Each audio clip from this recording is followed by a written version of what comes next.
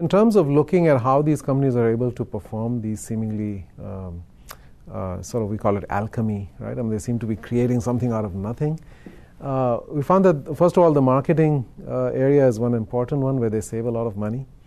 Yeah, so they're spending far less. So they're spending money, but they're spending it in places that are really delivering impact and value. So they are investing in customer service. They are investing tremendously in employee welfare and well-being and training. The Container Store, for example, delivers 230 hours of training for their employees, where the average in the retail industry is 8 hours. I mean, think about the difference there, right? So they're spending money in the right places, but they're not wasting money in places that, in fact, ultimately not only do not deliver a positive return, they can have a negative return. And a lot of marketing spending, unfortunately, is like that. The second impact, the way in which these companies are able to outperform dramatically, we find, is on the employee side. And that might be even bigger than the marketing one. The people who work at these companies are truly passionate about what they do. You know, you can think about work as at three levels. One is a job, where it's simply a transaction, X number of hours for this much salary, this many benefits, etc. But there's really no emotional engagement in it at all. You know, it's just a job, 9 to 5, come home, then I live my life in the evenings and weekends. You know, there's a restaurant chain called Thank God It's Friday. I mean, why does it exist? Because most people hate their work, right? And the statistics show that, in fact, heart rates are highest on Monday morning. And this is, in fact, a verified statistic. I thought it was a myth. I went and looked it up. The data shows it very clearly. Heart attacks spike dramatically Monday morning. Why is that? Again, because people hate their work. They dread the idea of going into the office Monday morning. Right? So work can be just a job, or it can be a career where you invest a little more and you have an opportunity to rise in terms of responsibility and rewards within the company.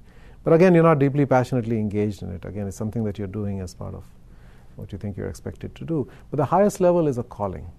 So not just a job, not just a career, but a calling. This is what I was born to do. This is something, if I win the lottery tomorrow and I don't need to work, I will still show up for work, because this is something that is meaningful to me. I feel like I'm doing something that, you know, that matters and that I deeply enjoy, you know, at a very fundamental level. And that's what we really need. So the people that work at these companies, through a very deliberate process, are hired because they have passions and they have a sense of meaning behind that kind of work. So REI hires people who are passionate about the outdoors and passionate about nature and passionate about getting people reconnected with nature. Right? It's not just about selling tents and sleeping bags. Right?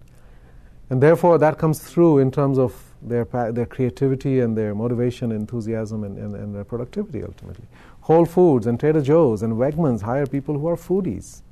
For them, food, you know, is just tremendously enriching, and you know, they get a great deal of joy out of working with food and educating people about good food and good eating and so on and so forth. So likewise, every one of these businesses tends to attract people and retain people who are, in fact, passionate. They're not just there for the paycheck. Paycheck is, in fact, you know, way down on their list of priorities, and that makes a huge difference. As Gary Hamel says, we can buy people's time and we can buy their intellectual abilities to some extent. We cannot buy their passion and their creativity and their commitment and their enthusiasm. Those are all gifts that employees choose to give to us, and we have to earn them as businesses. And most businesses do not, in fact, are not deemed worthy of all of those things. So people actually don't bring those facets of themselves. And you can argue, as human beings, 80-90% of what we really are all about are those things. Right? The other stuff, even machines more and more can do, you know, what the other stuff is. Right? We can automate those processes.